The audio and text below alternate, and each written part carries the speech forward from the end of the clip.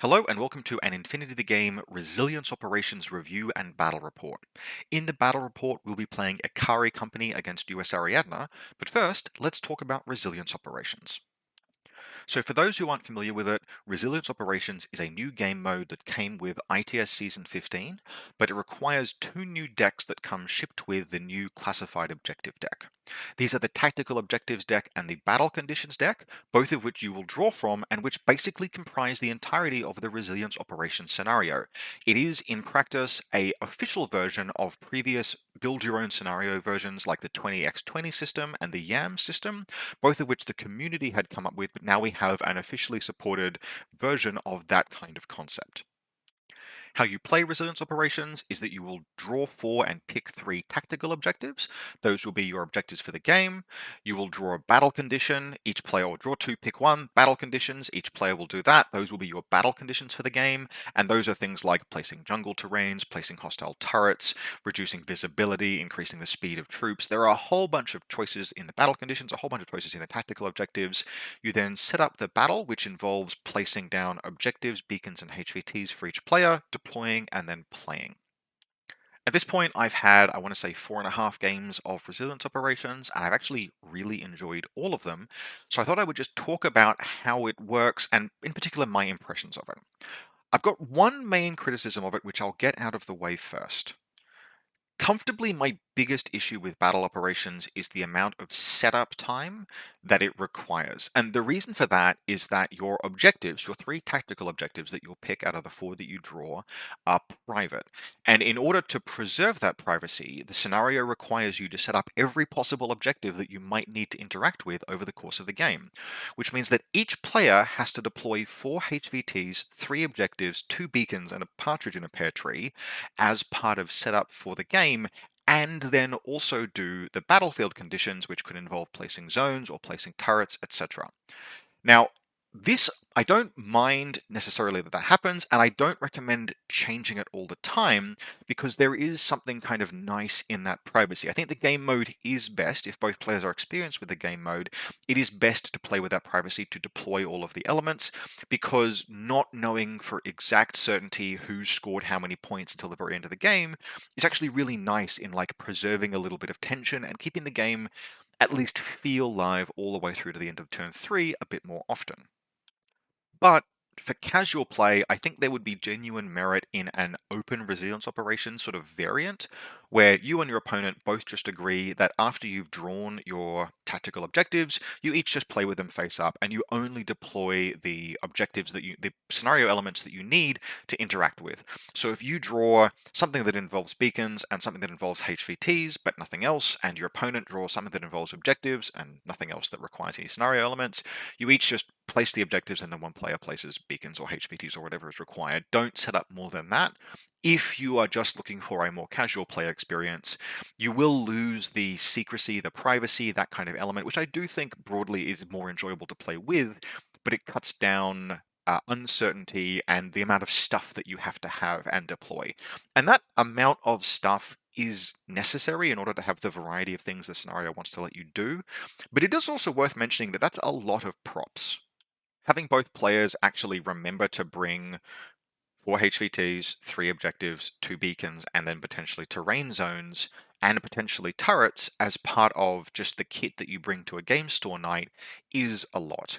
It's worth it, it's worth having. If you own or have kickstarted Tag Raid, you'll have a whole bunch of stuff that you can use. I'm not sure that's a coincidence, but it is probably the biggest thing that is holding the scenario back from being otherwise what it basically is, which is kind of just the perfect casual play mode. And this is what things like Yams and 2020 were trying to do, is just to be yeah, sure, just turn up and play and have variety in your play experience without having to go through picking new scenarios or having scenarios set. Locally, how we tend to choose scenarios is that there will be an event coming up in any number of time. We'd play casual events on the regular, and those events kind of set what scenarios everyone plays for 4 or 5 weeks. But if you don't want to do that, then resilience operations is genuinely pretty much perfect for just rocking up at a game store and having a common framework that anyone can play with any list. Provided you've got those props, provided you're play kit includes your objectives and your beacons and stuff, then this you can play any list comfortably in resilience operations. And as long as it's just an okay infinity list, it doesn't have to have specialists. If it does, it's good. It doesn't have to have anything. It's just it. Even there is technically one objective that requires material weapons, ranged or melee. But if you draw that and you don't have those, like I did in this game we're about to play, just don't play that one. All of the others are eminently accomplishable. What I wouldn't recommend resilience operations for is like a 5 round event that's nothing but resilience operations. I did actually hypothesize, is it going to be possible for use as that? Could we just do a resilience operations event?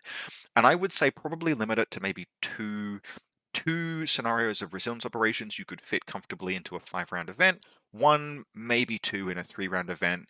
But individual games of resilience operations, although they will be interesting and variable, they won't be colossally different experiences. And tournaments in Infinity are an opportunity to present quite different scenarios that shape and create list tension and build an overall experience, which you won't get if you just play nothing but resilience operations 3 or 5 rounds in a row.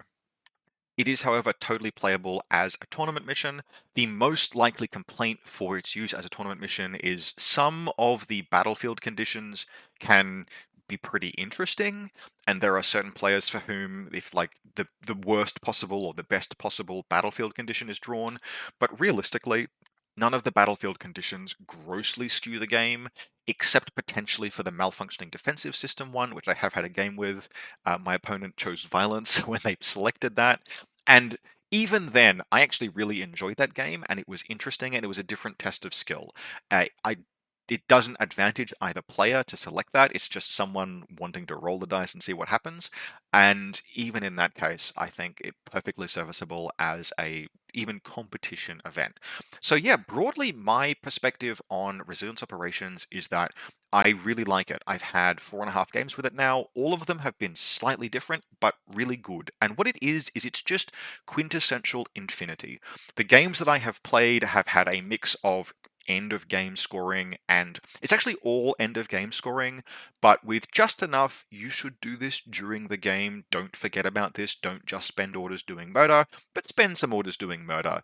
That is, for me, kind of like the perfect middle ground with a little bit of variation, interesting battlefield conditions. It's just been consistently good classic Infinity with enough of a spin in each individual case to keep my attention. So overall, even though I have some criticisms, I think of the mode that are necessary. The things that I am criticizing are kind of necessary for the mode to be what it needs to be, which is a consistently reasonably novel scenario generator. It is a consistently reasonably novel scenario generator. It generates good Infinity games that have a critical component, which is that you can turn up at a local game night with any list you can play. I don't think it's possible to write a list that can't score maximum points in resilience operations, which means that for game store night play, it's excellent. For I don't know what scenario to play, it's excellent. For I want to test a kind of janky list, it's excellent. And as like a one-off in a scenario, in a tournament day, it's excellent. So I have really enjoyed this. You will probably see some resilience operations battle reports happen over the course of this channel's life. And yeah, I recommend it. I don't think it's perfect, but I think it is good, and I think it's probably one of the best additions to the game that Corvus Belli has made in N4, which is really cool. So with that review out of the way, let's play a game. So, this is the list that I played this evening, and it was Ikari Company. I may or may not have been looking at the Infinity Global Community Facebook page and saw a poll, and in that poll, the community said that Ikari Company was the weakest faction in the game at the time I went and looked at it, and I took that personally. So here is an Ikari Company list. Ikari Company is a faction that they definitely are a niche faction in the sense that they excel in what you might call direct action missions. They're very, very good at doing violence, and they're not quite so good at being sort of like specialist centric or, very high intensity, high specialist intensity missions. But resilience operations is not that. You can play any list in resilience operations and it will be playable. And so this list is eminently playable and very good at being violent. So our combat group 1 consists of 6 linkable troopers, the Brawler HRL, a Tanko missile launcher, a digger, and three Kesotsus, one paramedic, a lieutenant decoy. The idea there is that it will start formed up as a full core with the missile launcher and then potentially the brawler as well, but it'll probably die over the Tanko will die over the course of the game because it is just a Tanko, and then I will be left with a brawler, digger, and Keisotsu three-man Haris core to go out and do something. And that's a very serviceable little assault core. It's got a burst 5 assault pistol, a burst 3 HRL, the digger for short range, and then like a paramedic for specialist or recovery. Okay, that's fine. And that's what I wanted to do with that. In the rest of this main combat group, then we have Scarface and Cordelia. Scarface, just excellent. Like, Scarface is a very well costed, very solid tag. Burst 5 gun, CC, specialist inside of it, attractively costed, and because of the frenzy discount, but he's duo linkable in a Scarface Fire team, which you can have Cordelia join, but in this case I used a digger to wildcard. We then have Yojimbo, because Yojimbo is excellent, and that rounds out the combat group 1. The idea basically is that Scarface, the diggers, and the Yojimbo will spend most of the orders, but I do think the Link team forces my hand here, but if I was to play this list many times, I would probably get used to flipping a Desperado into the main combat group if Scarface and Yojimbo go down. Speaking of Desperados, in combat group 2, we have a Daikai with Red Fury. I think both Daikai profiles are totally viable for different reasons, but I had exactly 1 point and 1 SWC spare, so I took the Red Fury. We then have two Tankos. These are the probably best close assault profile with the light shotguns. They're just linked with the Daikai, and then we have two Desperados. Desperados are really, really good, and in fact, my opponent this game had just gotten off the back of a US Ariadna versus Hack Islam game, where he had just shellacked the Hack Islam player. And it was one of those games where the Hack Islam player null deployed, and then the Desperados made some armor rolls. And when your defense against Desperados is to hit them with like a chain rifle, if they just make some saves and you've null deployed and they're just going straight through your lines, you're in for a really, really bad time. So my opponent had just come off the back of a very, very strong win against Hack Islam, but in this case with his Desperados, but I would be matching them with my own. Speaking of, his list is US Ariadna, and here it is on screen now. This is just kind of like a pile of good things and links US Ariadna list. We have two Foxtrot forward observers, two Desperados, one in each group. I do like that.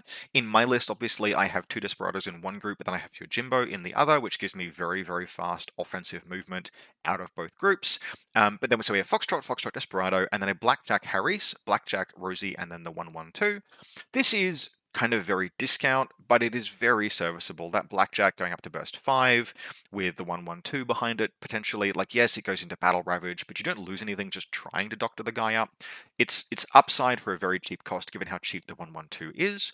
We then have the Ariadne Beast Hunter. Well, this isn't the Ariadne one, but we have a Beast Hunter Mine Layer just for a bit of deployment zone protection and, a reasonable irregular fighter, Panzerfaust, etc. Van Zant, you don't always have Van Zant in US Ariadna, and he's a little telegraphed, and he would be this game, but Van Zant is still very good, and US Ariadna can kind of basically always afford him, so you may as well. We then have the second Desperado and a Marauder Minuteman core.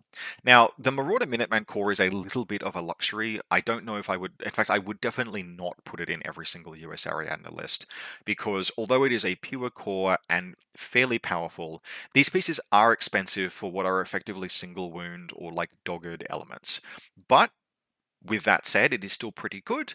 It's just you're running a little bit of a risk running so many points linked of single wound elements, which can be a bit open to fragility from things like chain rifles and shotgun attacks and stuff like that. We've got a Marauder MSV-1 heavy rocket launcher, a Marauder paramedic, a Minuteman NCO APHMG, a Minuteman missile launcher light flamethrower, and then a Minuteman lieutenant rifle light flamethrower +1 burst. So all of these pieces here can do work. You've got some big AROs. The Link is kind of intending almost to suffer some casualties but then push forward, and it has plenty of guns to push forward with. I don't know if this is better than like a Grunt Link trying to do just a castle thing and having other elements to play around it. But on the other hand, what would you cut? Like, if you turn this whole thing into a Grunt Link, you then have points to upgrade other stuff, but you're doing things like upgrading Desperados or the Beast Hunter, and those are perfectly fine elements. So this is a valid way to play US Ariadna. I like to have a bit more offense baked in. I like to have things like Devil Dogs with their canines. I think those are really good pieces, and I would rather take them and a cheaper Link, and I would take them kind of in place of maybe this Haris team. I would just run the Blackjack solo. But you can do this either way. This list is totally serviceable. Obviously, it just played a game against a well-piloted, very well like well-built hack Islam list, so it's obviously got some chops. Let's look at how it did. So first, our battlefield conditions and my tactical objectives. Our battlefield conditions are QCB, which is all ranged attacks above 32 inches automatically fail with no need to roll the dice. And then urban combat, which is all troopers automatically have +1 inch to their first move value. Troopers with terrain total have +2 inches. I picked QCB, and my opponent Nick picked urban combat. Now, just a quick note about these objectives, because this is something I've seen people get quite wrong. Play the cards and the tactical objectives just as they say. So easy mistakes to make are if you draw the anti-material one is to assume that you need anti-material CC weapons rather than any anti-material weapons like ranged weapons, because ITS missions often have CC weapons as the requirement. Nope, you can use anything. Likewise, if you have any of the terrain things, the terrain rules that these cards draw, they just have the rules on the card. So if it says this is terrain, jungle, and a saturation zone, terrain jungle has no rules attached to it other than interacting with the terrain jungle skill. Troopers with terrain jungle will move faster through it. If you go onto the wiki and you look up the terrain rules, you can actually find suggested qualities for things like jungle terrain, but they're just suggested qualities. They're just oh hey, here's how you might run jungle terrain. For the purposes of this mission, you just do what it says on the card, and what it'll say on the card is like terrain aquatic and a low vis zone, or the white noise zone, for example, terrain 0G and a white noise zone. That's all they do. 0G means troopers with terrain total and terrain 0G go through it with a bonus. It doesn't slow you down, it's not difficult terrain, and then a white noise zone, a saturation zone, etc. They are relatively light effects that you can play around, but which have interesting things that they do. For example, I played a game where my opponent was playing Varuna, and their choices actually were the aquatic terrain or the space combat terrain, and they picked the space combat terrain because it placed 0G and white noise zones, and I was playing a Chiron. He knew I was playing a Chironted MSV3, and those white noise zones were a huge pain. Now, they didn't completely screw me out of the game, but he picked wisely and they had a significant effect. So that's how I found these things go. I quite like them. None of them are so high impact that they stuff a game, but they add some spice. And like I was totally okay to see urban combat here. My opponent picked it because it benefited him, but it also benefited me. So pretty neat, basically. Meanwhile, my objectives. Triangulate the signal is the requirement to place beepers. Any trooper can place a beeper. Regular troopers only possess one, specialists possess two, and you're trying to get those beepers inside the enemy deployment zone, or at least inside the enemy half of the table. Survival is very straightforward to do, just be alive. Kind of ironically, Ikari is not necessarily good at that. They tend to spend their troops, but my list was built to spend my cheap troops first. And then finally, appropriation, which is steal beacons and ideally get them back to your deployment zone. If you love supplies or capture and protect, this is that version of that scenario. Now, to note, things like appropriation in resilience operations are actually tend to be easier than capture and protect, for example, because your opponent doesn't know that it's your objective. It's difficult to defend everything, all of the objectives, all of the beacons, etc. The beacons there are 2 beacons that you can try and steal. And so if you look at this and you're like, oh, actually, appropriation seems really, really difficult, not necessarily, particularly if you have some reasonably fast troopers, because your opponent won't know that you're trying to do it until you grab the beacon and start running, which means that almost every mission, because of that level of secrecy, almost every mission is a little easier to do than you might think. It's just that you have to do 3 of them. Now, in my case, survival is pretty straightforward. I just have to fight well. Triangulate requires me to aggressively push forward and place beepers, but I can do that with any objective. That's cool. And then appropriation requires me to push forward and steal a beacon. This is probably a relatively challenging mission mix because I have to push aggressively with 2 of the 3 and then survive with the 3rd. But they're all just doable as part of the course of the game up until it's time to start either laying beepers or running with the beacons. The one that I pushed back, I dropped the destroy the beacons one. Firstly, because doing destroy the beacons and steal the beacons at the same time was likely to be a little bit challenging. And then secondly, because I didn't quite feel like I had enough anti-material. I had a Panzerfaust or I had 2 Panzerfausts and a missile launcher and like a couple of DACCWs, which actually is probably enough if I'm thinking about it. But I may have forgotten that you can do it with range weapons when I was looking at it, which again, I just spoke about how you need to remember to just read the card and not inherent mental rules that you've internalized from ITS. I didn't do that, so I threw it back. But I think even with Even with remembering that, noting that I have to, one of my other missions was to steal beacons, and my Panzerfaust are limited, and my missile launcher might not always have a shot or even be able to activate safely. It was probably the right call to go with the ones that I did. I don't have Nick's ones, but we will get to the score at the end of the game. So, Nick with the Whip 12 Lieutenant, versus my Whip 12 Lieutenant, has won the game. Oh, hey, free feet pics. You're welcome, everyone. And he has elected to deploy second on this side. Now, I don't remember what his objectives were, but in this scenario, there are quite a few end of game scoring ones. So if he had, for example, N dominance or Z dominance, I love the name of those, by the way. They help you remember which quadrants you need to dominate. Those might be an impetus to give me an incentive to pick first. But for my part, I was very happy to go first. I'm playing Ikari company, he's playing US. I don't want to get desperadoed, and I do want to desperado, so I was happy to go first. Now, this is a fairly open table, but it's a very diegetic one for us to play on with the two armies that we're playing, particularly US Ariadne, kind of a shantytown battle systems. This has been in Canberra for a while, and I really like it. So I've deployed my core link kind of in this space here. The tanker is hanging out well back. Now this is a little bit of a risk where, because of QCB, I know that we have that rule in place when I deploy, I could have deployed him further forward, but the range bands on a missile encouraged me to put it a little bit further back. The idea basically is, yes, a missile launcher can shoot up to 48, but I know that US have like plenty of HMGs and stuff, and I don't want to be ranged inside of 24. And if I deploy too far forward, it's a little bit too easy to get within 24 of me and start taking face-to-face rolls inside my -3 band, which is my 0 band rather. I would rather have both players whiff the shot than for me to be more reliably caught inside a range band where I'll lose the face-to-face roll. And in fact, if I'm if Nick is taking shots at me in his active turn and it's outside 32, I'm okay with that. It's wasting his time. So the paramedic is, she's actually prone on the ladder. There's a ladder just behind here. So she can just pop up prone and paramedic this guy if she needs to. And I've got my two Kesotsus. My brawler is up here and the Tanko is here. That Tanko has rolled adhesive launcher. Over here, we've got the Diokai. There's a Tanko sort of somewhere back here, another Tanko here, and then the Diokai. So obviously our Assault Harriers from Combat Group 2. Scarface is deployed over here behind these stairs with, you can't see him, but there's a digger just behind him. There's a Desperado behind this building here, deployed Impetuous. Desperado deployed here, Impetuous. And then as my reserve, underneath this awning is your Jimbo Impetuous. For my opponent's part, there are two standing camouflage markers there and there. This one, importantly, hasn't quite made it into full cover, but it is out of line of sight of most things. And then there is just an absolute hellscape of arrows. And this table was set up a little bit loose. Like, the deployment zones are relatively defensible, but a lot of the high ground is in the DZ. So there is just like angles all over the place in terms of who can shoot who. And what we have is, on this rooftop, we have a Marauder missile launcher, or a Marauder or Minuteman, I don't know the difference. We have another heavy rocket launcher down here. Their support elements are all hanging out in this space. I do know that this one has to be the lieutenant, but it's not going to be easy to get to in the first turn. Desperado back here. Desperado back here. The Blackjack also is standing, so that's 3 guns on Overwatch. And then the 112 is behind it, and Rosie is down here. And then the Beast Hunter is just hanging out back here with its mine hanging out here. Now, that is 13 troopers.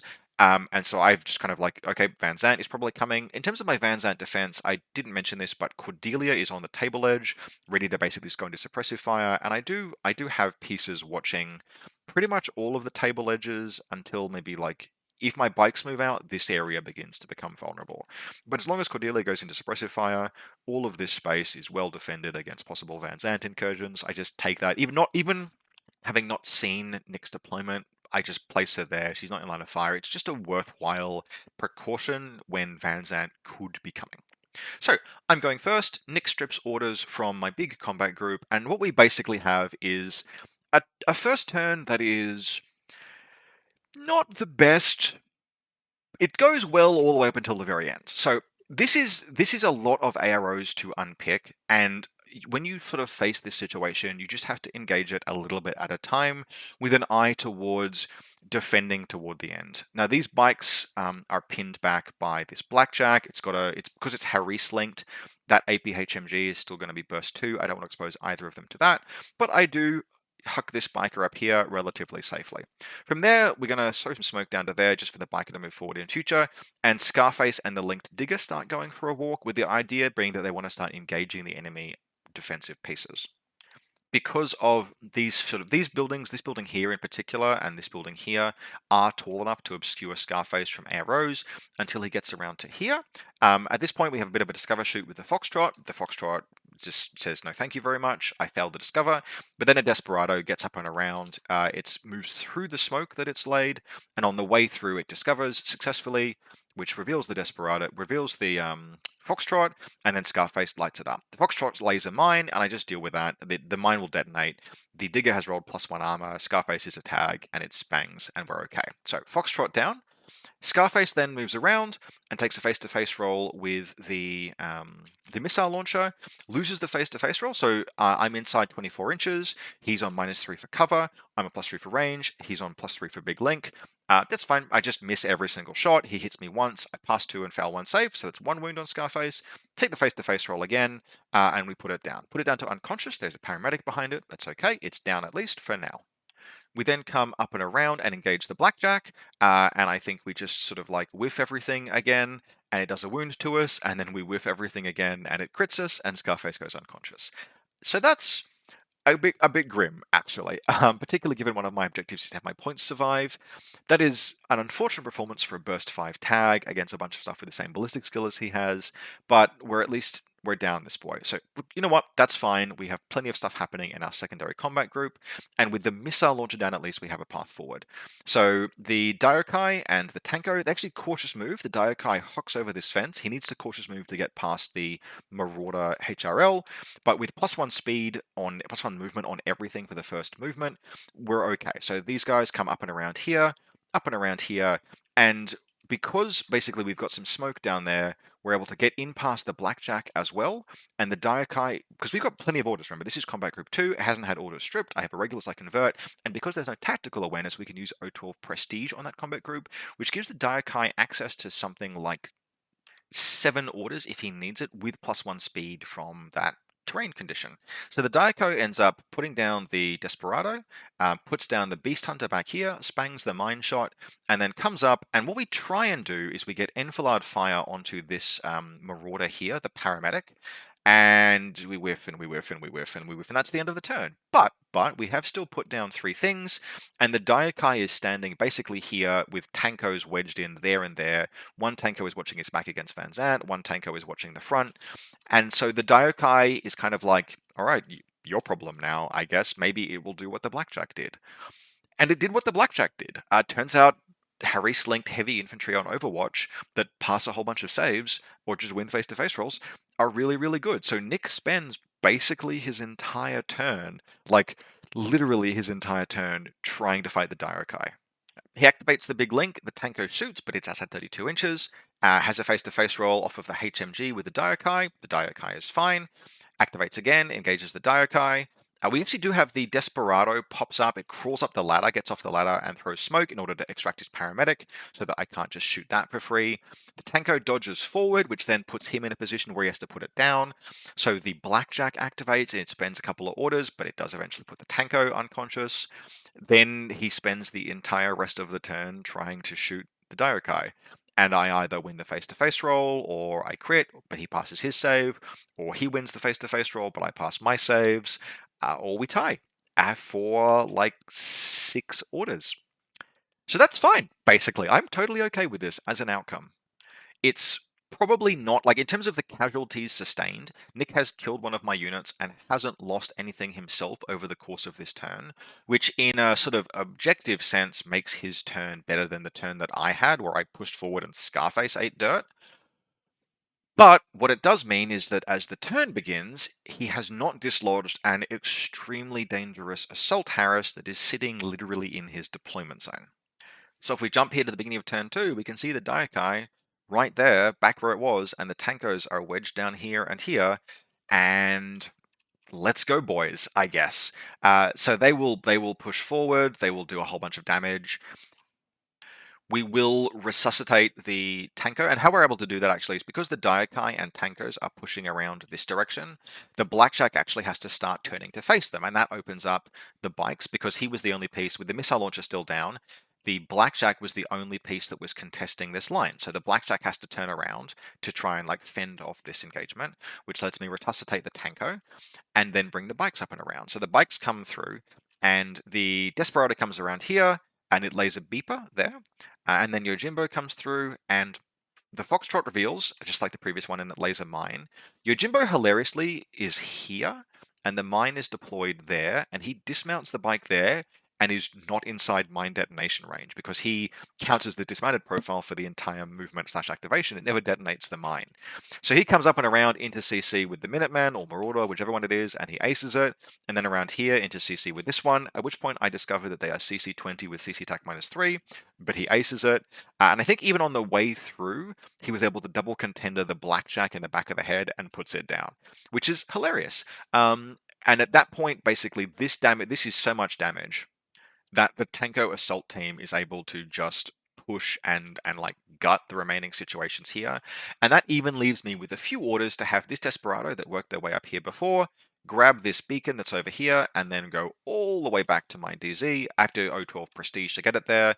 But that ends the turn with the Desperado here with the beacon. A beeper has been placed here, and basically everything is dead. It's kind of bad.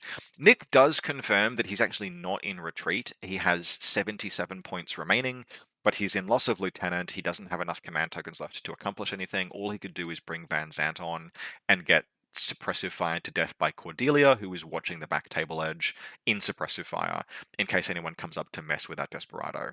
So Nick actually concedes there. It is a short battle report, but it was just an interesting, fast, violent game with lots of high highs and high lows. And it was different. It was different in like some subtle ways to every other game of Resilience Operations that I've played, which is how all of the games of Resilience Operations that I have played have been. If you have reasonably varied lists and reasonably varied terrain, Resilient Operations will provide you with a reasonably varied scenario framework that just makes for consistently good Infinity. It's not going to produce like wildly varied outcomes that like hugely stress your like tactical nous and force you to consider totally unforeseen events, but it will provide slightly different, slightly interesting, solid, just kind of good Infinity. If you're playing two people who are solid at the game and can set up in a reasonable amount of time and know how to play their lists, it's just a great framework for playing the game that I would encourage people to either just play a bunch even, or weave into their usual scenarios because it is less stressful to build lists for. It's a really good testing ground for just like, can I just play this list? Because you'll be forced to engage with some novel interactions, but nothing that will like, you don't have to be like, oh, okay, I don't have 16 hackers in this list. Can I play unmasking? Kind of thing. So, yep, definitely recommend it. Really enjoyed this game. Have in fact enjoyed all of my games of Resilience Operations so far. You will definitely see more of them on the channel. Otherwise, as always, if you enjoy these battle reports that I make, you can support me through the Buy Me a Coffee link in the video description. I use Buy Me a Coffee because it allows people to just pay one-off donations rather than entering into a sort of subscription arrangement like Patreon requires, because this channel is a hobby of mine and I'm only able to do videos every now and again. Otherwise, as always, if you like this video, don't forget to like and subscribe. I hope you did enjoy it, and I will see you next time.